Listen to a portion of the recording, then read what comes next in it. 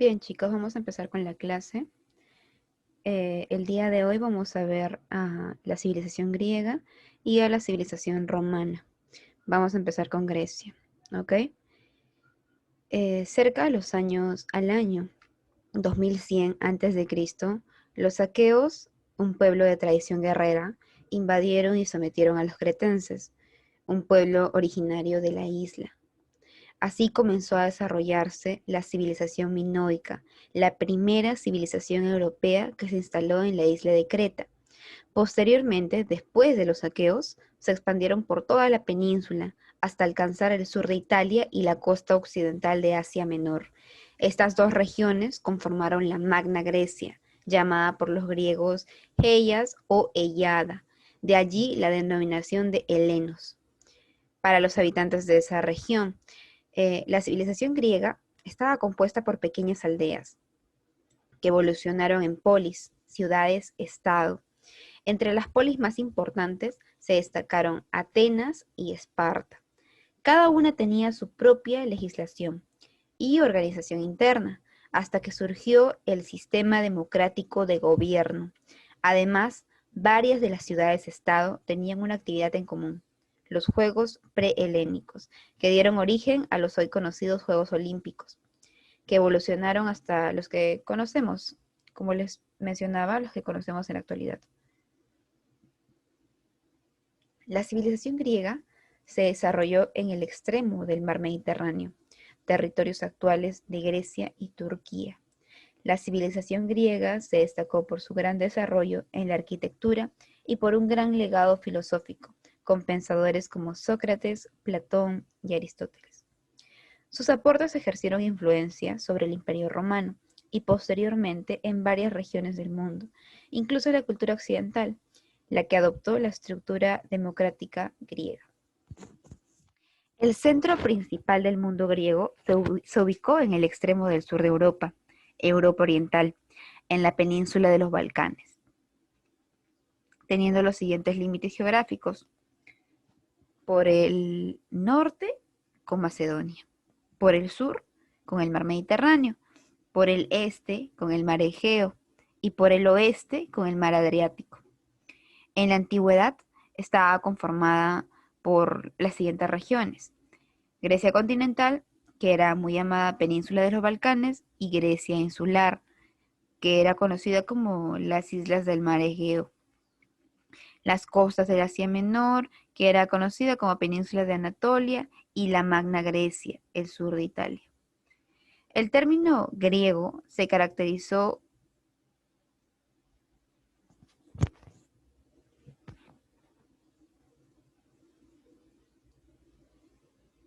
ya.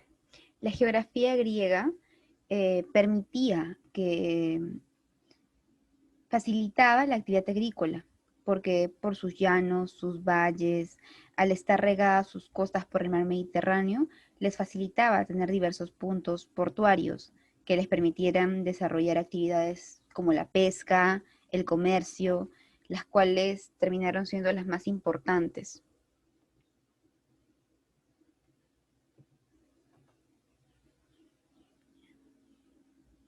Origen de la civilización griega.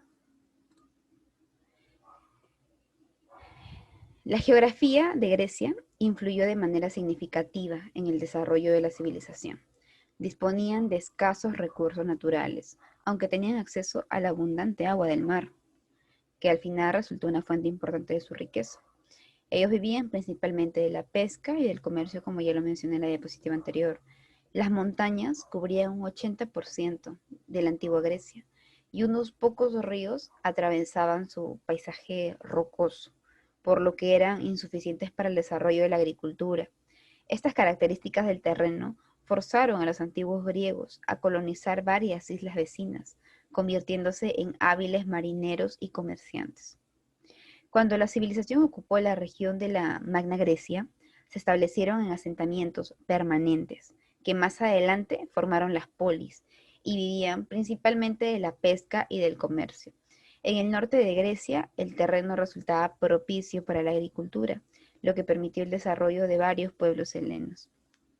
Como les mencionaba, eh, la geografía, el territorio de Grecia, pero nos estamos refiriendo al norte de Grecia. Era un territorio que facilitaba muchísimo la agricultura, la actividad agrícola, por sus valles, por sus llanos, por el mar que tenían que los rodeaba. Ahora veamos las formas de gobierno que tenían en Grecia. La monarquía, existieron varios sistemas de gobierno durante la civilización griega. Uno de ellos fue la monarquía.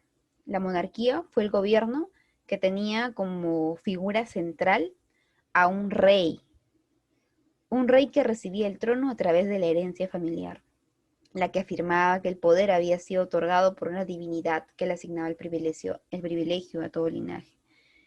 Sigue la aristocracia. La aristocracia fue un sistema político sugerido por Platón y Aristóteles, que sostenía la designación de individuos sobresalientes por su sabiduría intelectual y su virtud, a fin de ocupar cargos en el gobierno.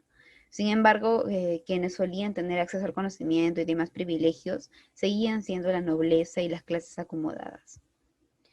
Después tenemos a la oligarquía. La oligarquía fue un tipo de gobierno que concentraba el poder en un grupo selecto de individuos, generalmente de la misma clase social. Solía ser un sistema aristocrático con la diferencia de que se perpetuaba por linajes de sangre, en lugar a designar a la persona más idónea según sus cualidades éticas, morales o algo bueno que podían tener, no era así. Por lo que algunos consideraban que este sistema era una aristocracia desvirtuada. Después tenemos también a la tiranía. La tiranía fue el tipo de gobierno que tenía como figura a un solo individuo, a uno que tomaba el poder y la fuerza. Ejercía la fuerza a través de los medios inconstitucionales, derrocando al gobierno precedente por contar con el apoyo de la gente, el apoyo popular o militar también. El líder destacaba por asumir el poder absoluto y reprimir a cualquiera que tenga una idea contraria a la suya. Y por último tenemos la democracia. La democracia fue la modalidad ejercida primero en Atenas. En Atenas, al derrocar a un gobierno tirano durante la segunda mitad del siglo VI a.C., por lo que se propuso una reforma radical para evitar la aristocracia, porque si, la aristocracia estaba puesta a recobrar el poder. Los atenienses fundaron la primera democracia del mundo a través de una asamblea de ciudadanos en la que se otorgaba cierta participación al pueblo en las decisiones del gobierno, pero en este caso solo a ciudadanos varones. Las mujeres todavía estábamos excluidas.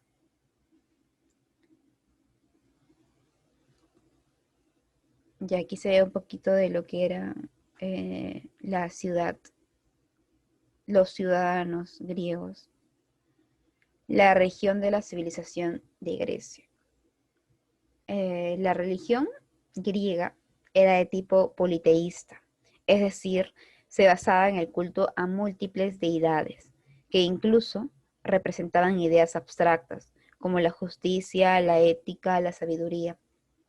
Estas deidades se regían bajo un dios supremo llamado Zeus, padre de los dioses, y los sacerdotes cuidaban los cultos, pero no constituían un clero o una iglesia. Zeus gobernaba a los dioses del Olimpo que intervenían constantemente en la vida cotidiana. Entre esos dioses se destacan Atenea, diosa de la paz; Afrodita, diosa del amor y la belleza; Ares, el dios de la guerra; Apolo, dios del arte y del deporte, que era el líder en estos juegos que ellos organizaban; Dionisio, el dios del vino; Hefesto, dios del fuego, y así infinidades de dioses. La religión griega no es lo mismo que la mitología griega, que esta última implica cuentos tradicionales. A pesar de que se relacionan muchísimo, no es lo mismo, no son lo mismo. Tanto en la literatura como el arte, los dioses fueron representados con cuerpos y personajes humanos, como seres buenos y malos, que tenían hijos, que luchaban en batallas y que aparecían en los cuentos de la mitología griega.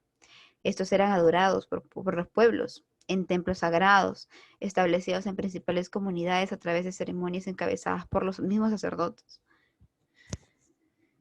Ahora vamos a ver la medicina griega. Desde la medicina de la civilización griega, la enfermedad era considerada un castigo divino y la curación un regalo de los dioses.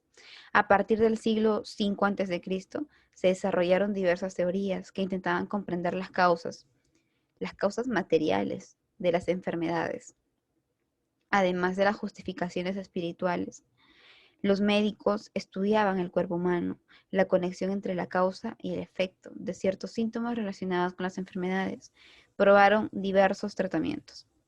El aporte principal fue la creencia de que el paciente podía controlar su salud en base a lo que comía, a su dieta, a lo que practicaba, lo que contrastaba con la mentalidad fatalista y espiritual de las épocas anteriores.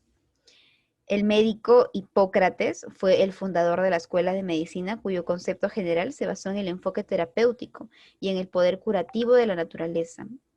Esta doctrina sostenía que el cuerpo contiene de forma natural el poder intrínseco de sanarse, el poder contribuir con su propia salud. La terapia hipocrática se concentraba entonces en la facilidad de un proceso natural. El arte en Grecia. El arte de la civilización griega ha influenciado incluso a la cultura de Occidente. Su desarrollo se divide en diferentes periodos que se diferencian por los materiales en el modo en que los manipulaban. En los comienzos realizaban objetos, utensilios y pequeñas esculturas trabajadas en madera. Luego manipularon el mármol y posteriormente se destacaron por la evolución de las técnicas con las que trabajaron ambos materiales. La representación realista de las figuras humanas y la influencia de la mitología para la representación de los dioses son características propias del arte griego. En la arquitectura incorporaron majestuosos detalles ornamentales. Sin embargo, la mayoría de los edificios y esculturas no han perdurado a causa de las guerras, los saqueos e incluso los terremotos que sufrieron en la época. Unos pocos templos, como el Partenón y el templo de Festo en Atenas, permiten apreciar la magnitud de sus edificaciones. El arte de Grecia fue magnífico. Ahora hablemos de la mitología. La mitología griega es un conjunto de relatos, mitos, leyendas que intentaban explicar el origen del mundo y exponer parte de la cultura de la antigua Grecia. En los relatos representaban a dioses del Olimpo como héroes, también rituales y hasta aspectos de la vida política y social que ellos tenían. Un ejemplo de esto es el mito del nacimiento de Atenea, la diosa de la sabiduría, las ciencias, la justicia y la guerra. Cuenta la leyenda que el dios supremo Zeus dejó embarazada a una ninfa del océano llamada Metis. Al poco tiempo, Zeus recibió un mensaje profético anunciando que tendría hijos más poderosos que él y que podrían derrocarlo. Para evitar eso, Zeus decidió tragarse a la ninfa Metis e impedir que naciera su hijo. Sin embargo, el embarazo siguió su curso en el interior de Zeus, sin que éste lo supiera. Finalmente, Zeus comenzó a padecer fuertes dolores de cabeza y le pidió al dios Hefesto que le quitara de la cabeza lo que le produciera semejante molestia. Una vez abierta la cabeza de Zeus con una hacha, salió Atenea, completamente formada, adulta y portando armadura de soldado. Este es un ejemplo de la mitología griega que tenían en ese entonces. El pensamiento filosófico en Grecia fue algo diferente. Junto con la escultura y la arquitectura, el pensamiento filosófico fue otro de los grandes aportes que trajo esta civilización, y consistía en el pensamiento basado en la razón, el hombre y el saber del universo. La etapa comenzó a desarrollarse en el siglo VI a.C., hasta el año 30 a.C., y se dividió en 4 etapas. Primero, el periodo cosmológico. Era una etapa que se basaba en el pensamiento racional o logos. Tales de Mileto es el representante de este periodo y es considerado por Aristóteles como el primer filósofo. El periodo antropológico, fue una etapa en la que se destacó el aporte de Sócrates, que consideraba el conocimiento como algo más que una simple acumulación de información.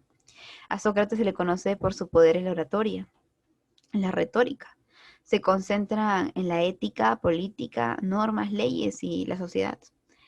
Seguimos con el periodo metodológico. Este periodo era una etapa con grandes representantes como Sócrates, Platón, discípulo de Sócrates, y Aristóteles, que fue discípulo de Platón.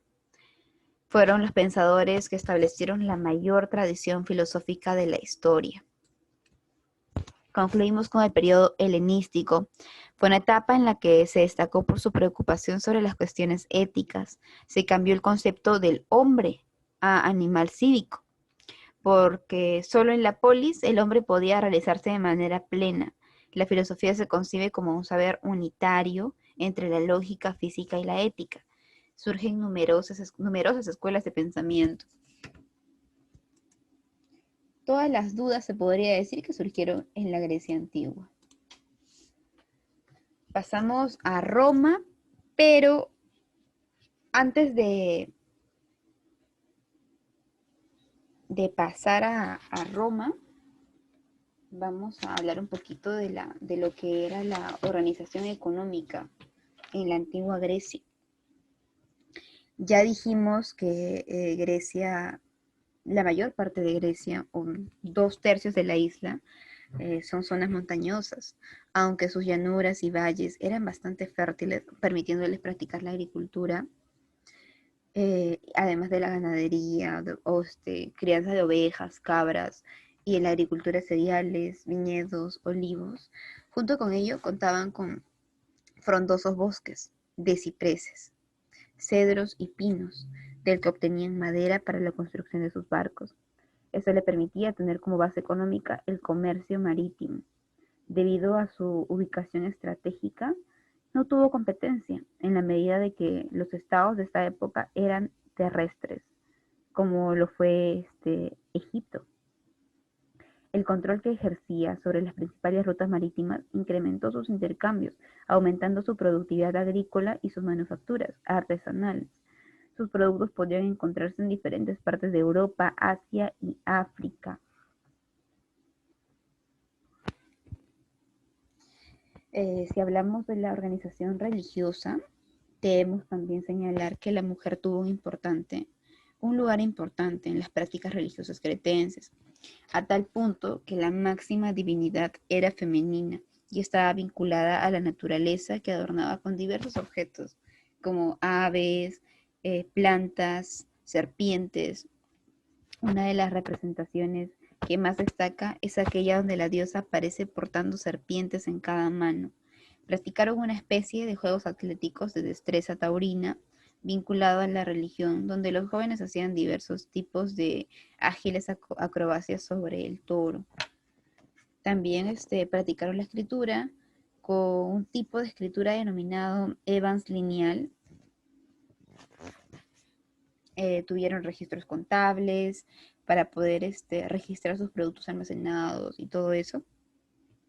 De la arquitectura ya hablamos, fue una expresión destacada por su arte en monumentos, palacios, los cuales se construyeron con piedra y madera. La decoración de estos monumentos estaban llenos de color, de vitalidad, y eso demostraba el carácter pacífico que tenían los cretenses. El final de Grecia, aproximadamente entre los años 1500 a 1400 a.C., los micénicos de origen indoeuropeo, provenientes de los Balcanes, se asentaron en el Peloponeso. Se expandieron por el mar Egeo, migrando también al Asia Menor.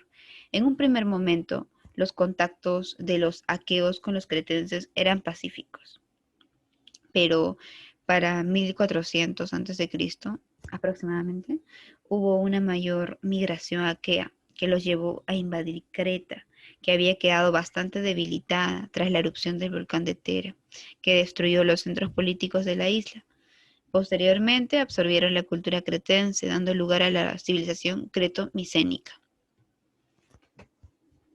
La civilización creto-micénica empezó en 1450 a.C. hasta el 1150 a.C.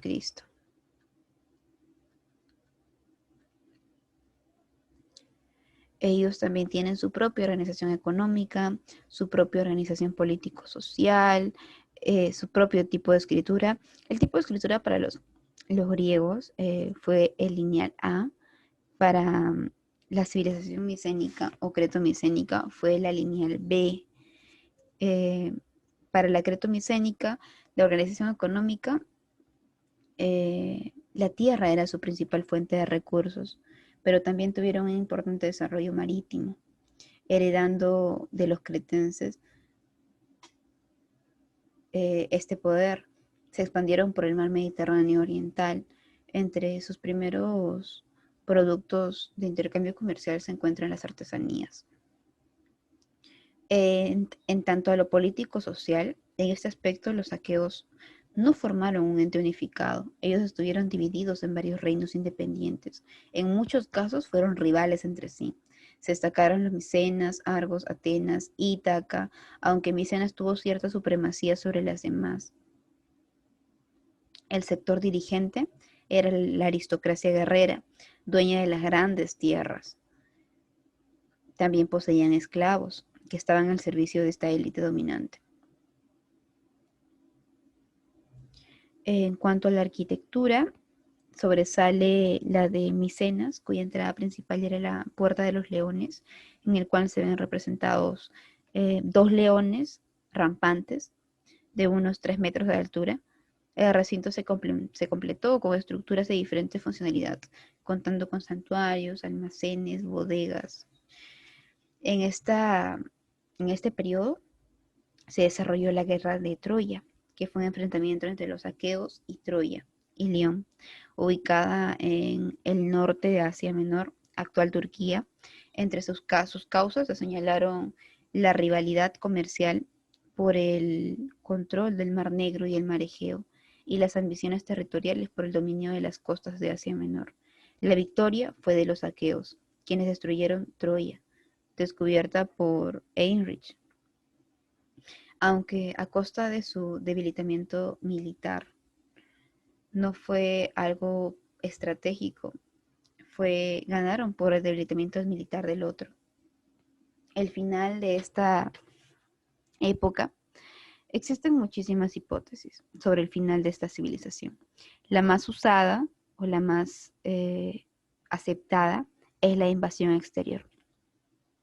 Poco tiempo de la destrucción de Troya se produjo la llegada de los grupos indoeuropeos, como los dorios, jonios y eloís. Estos serían los dorios los principales responsables de la destrucción de los reinos aqueos, que acabaron con la unidad alcanzada. Como consecuencia de ello, algunos migraron buscando protección a Asia Menor, fundando Mileto y Quíos. Después de esto surgió la época helénica, la civilización griega. Su origen mítico, mitológicamente los griegos mencionaban que eran descendientes de un antepasado común llamado Helen o Heleno, por lo cual se denominaban ellos como helenos. Tuvieron 4 descendientes: Aqueo, Doro, Jono y Eolo, de los cuales predecían los griegos. El origen histórico: los griegos no son originarios de la península de los Balcanes. Ellos pertenecen al grupo de los llamados pueblos indoeuropeos y llegaron a los Balcanes aproximadamente en los siglos 9 y 10 a.C., antes de que llegaran los futuros helenos. La península balcánica estaba habilitada por unos pobladores denominados pelasgos. Los helenos, por lo tanto, tendrían su origen en las invasiones indoeuropeas de los aqueos, dorios, jonios y eolios, los cuales al fusionarse con los pelasgos dieron origen a la civilización griega. Después viene la época oscura, que comprende desde 1050 hasta el 750 a.C. El periodo arcaico, que comprende de 750 hasta el 550 a.C. El periodo clásico, que comprende desde el siglo VI hasta el siglo V a.C. Les voy a dejar, es muchísima la información, les voy a dejar las lecturas y todo la información necesaria en el Classroom junto cuando suba la clase, porque tenemos que ver Atenas, tenemos que ver Esparta, tenemos que ver, ahorita vamos a pasar a Roma, pero nos falta ver las guerras médicas también, el siglo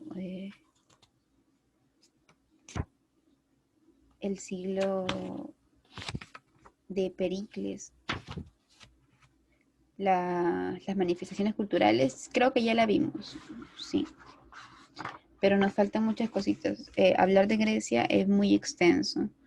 Nos falta la primera guerra del Peloponeso, la segunda guerra del Peloponeso, la tercera guerra del Peloponeso, y la guerra también entre Esparta y Tebas. Ahora vamos a pasar a la civilización romana para poder avanzar un poquito más. Ya lo que falta les lo voy a mandar para que ustedes lo estudien. Roma. La civilización romana surgió en el año 753 a.C.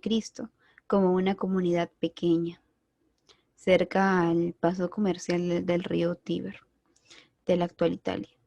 Roma se convirtió en una de las potencias imperiales más exitosas de la historia. El gobierno romano se caracterizó por un fuerte espíritu militar, lo que justificaba su incesante actividad bélica. Sin embargo, logró convertirse en una potencia por su capacidad estratégica para restablecer sus alianzas. A diferencia de los griegos, que excluían a los extranjeros y sometían a sus pueblos conquistados, Roma los incorporaba a su sistema político-social y les otorgaba la ciudadanía romana. Roma se desarrolló en la península itálica, al sur de Europa occidental, dividiendo el mar Mediterráneo en dos. Por ello tenía una importancia estratégica. Una de las características más importantes de la geografía fue la fertilidad del terreno y el predominio de los climas templados y cálidos. Estos aspectos fueron muy importantes en las primeras etapas de la historia de Roma, pues hizo posible el desarrollo de la agricultura en torno al cultivo de la vid y el trigo. Tenía los siguientes límites geográficos: por el norte con los Alpes, por el sur con el mar Jónico y el mar Mediterráneo, por el este con el mar Adriático y por el oeste con el mar Tirreno. En su expansión territorial llegaron a 3 continentes, conquistando parte de Europa, el norte de África y Asia Menor. El territorio italiano comprendía 3 grandes regiones naturales bien definidas. Una de las regiones era Italia continental, Italia peninsular era otra de ellas y por último Italia insular. El origen de la civilización romana. La civilización romana surgió tras un periodo de cientos de años. En el siglo VIII, Roma era un lugar de paso y sus primeros pobladores venían de los montes albanos y sabinos. Los vecinos etruscos tomaron el poder durante varios años, hasta que fueron derrocados por los romanos, quienes se consagraron al confrontar a la República de Roma. Continuaron expandiendo su poder en la región hasta convertirse finalmente en un imperio. Según cuenta la leyenda, Roma fue fundada por los gemelos Rómulo y Remo en el año 353 a.C., quienes fueron abandonados por su padre en una cesta en el río Tíber, pero una loba los rescató. Llegada la adultez, los hermanos estaban por fundar una nueva ciudad, pero fue entonces que se pelearon. Rómulo mató a Remo y se convirtió en el primer rey de la región y la bautizó Roma en honor a su nombre. Una serie de reyes de origen sabino, latino y etrusco conformaban las civilizaciones itálicas anteriores a los romanos. Siguieron la sucesión para el cargo de rey sin respetar la herencia del linaje, sino que estos eran elegidos por un senado. La forma de gobierno en Roma. Los historiadores reconocen tres etapas en el desarrollo del gobierno romano. La época de la República fue uno de los periodos más significativos en la historia de la civilización, que logró afianzarla como una potencia dominante y más tarde consolidarse como un imperio romano. Las tres etapas, según su tipo, fueron, en primer lugar, la monarquía, que se estableció desde el siglo VIII a.C. hasta el siglo VI. La monarquía fue un periodo de gran influencia etrusca, del cual surgió el nuevo Estado romano y un sistema político que dio pasos a la República. Durante este periodo ejercieron el poder los reyes romanos y los etruscos. Seguido, la República, desde el siglo VI a.C. hasta el I después de Cristo. En la República comenzó la expansión, acompañada de un periodo de grandes luchas y conquistas, como las guerras púnicas, que tuvieron lugar en Roma y en Cartago, entre el 264 a.C. y el 146 a.C. Roma triunfó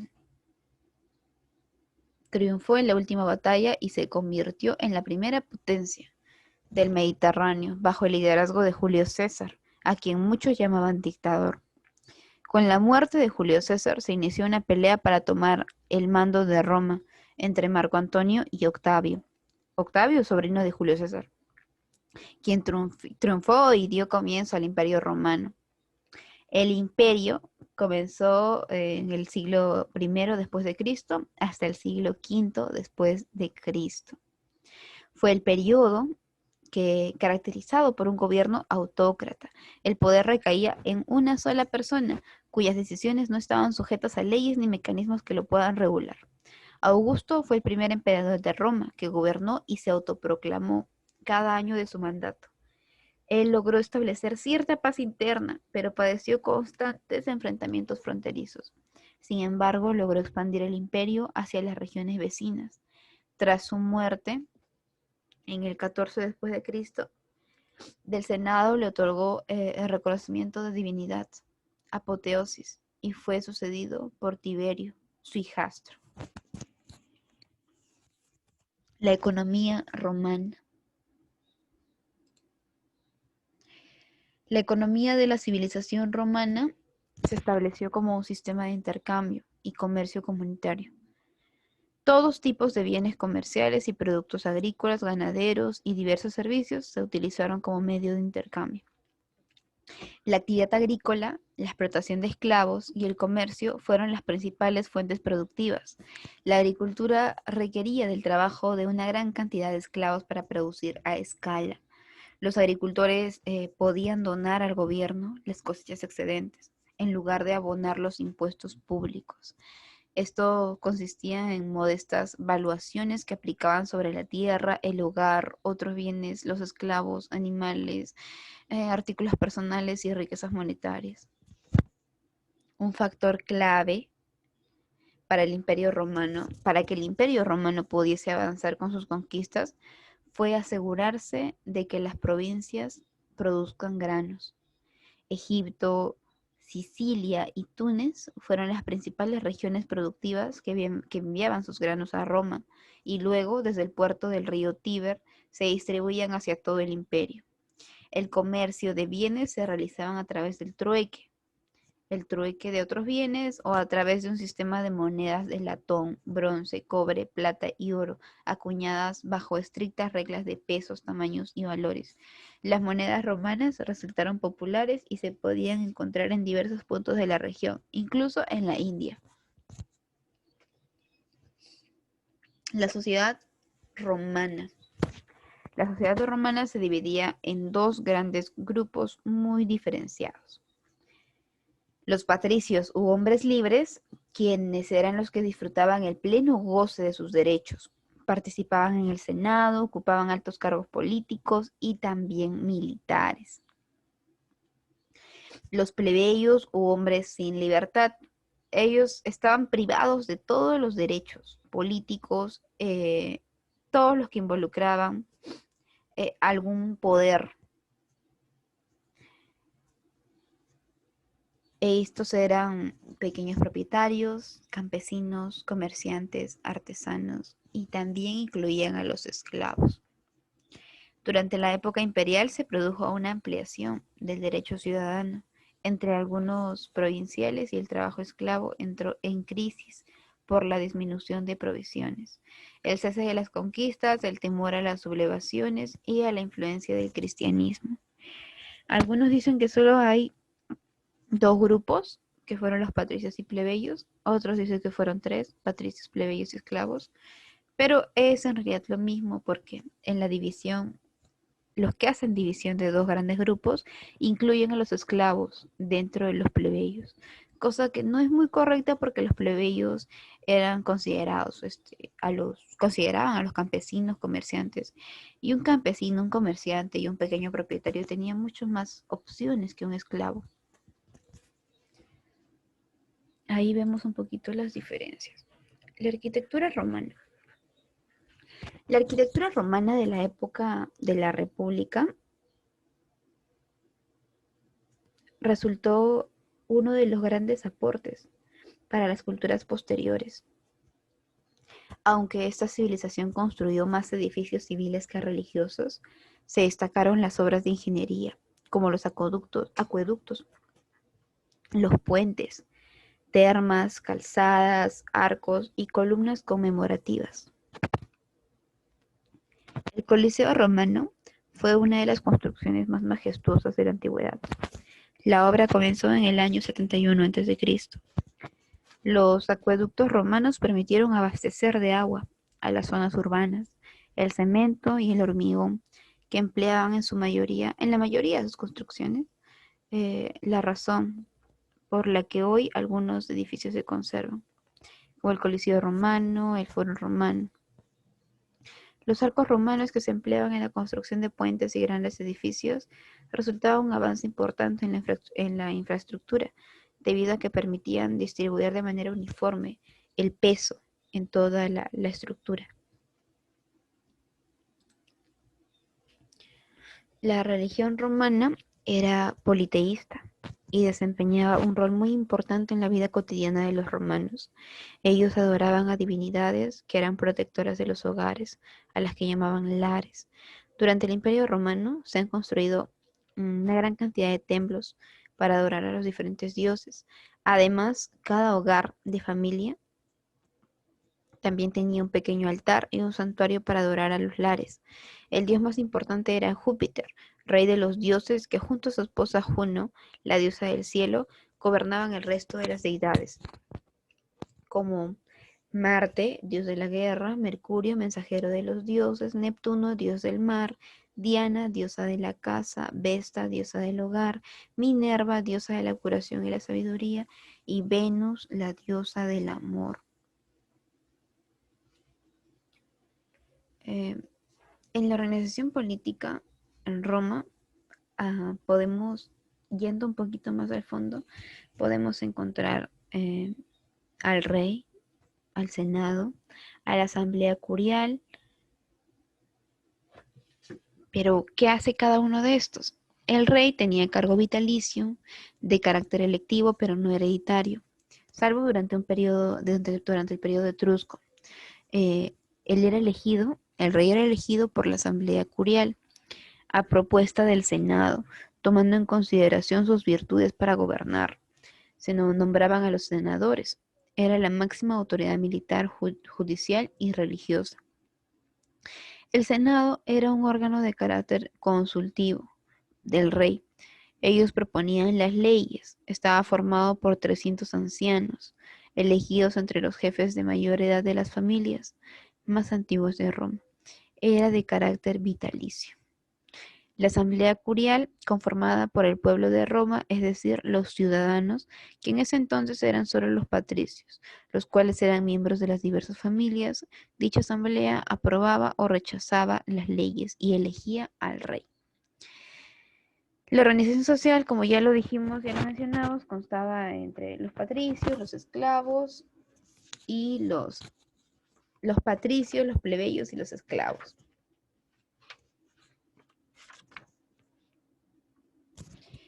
La época de la República se desarrolló desde 509 a.C. hasta el año 31 a.C.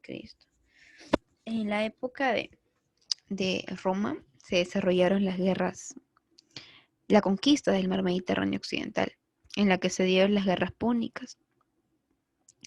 La primera fueron tres guerras púnicas. Se dio también la conquista del mar Mediterráneo oriental, en la cual se sometió a Grecia y a los reinos helenísticos, Macedonia, Siria, Palestina, territorios que habían pertenecido al imperio de Alejandro Magno. Aquí destaca la victoria romana en las denominadas guerras macedónicas, convirtiendo a Macedonia en la primera provincia romana de Oriente. Hubieron muchas consecuencias después de la expansión romana por el Mediterráneo. Consecuencias políticas, económicos, sociales.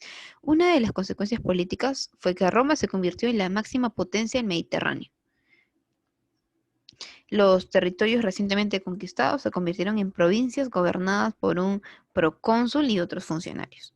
Se debilitó el gobierno central de los cónsules, senado y de las asambleas incapaces de administrar un gran estado.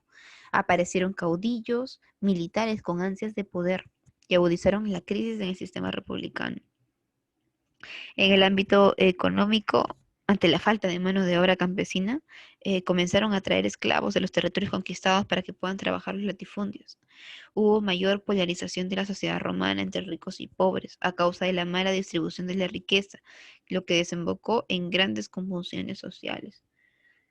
Hubo también consecuencias culturales. Se asimilaron las costumbres de los pueblos vecinos, como lo era Grecia. La influencia griega llegó a Roma.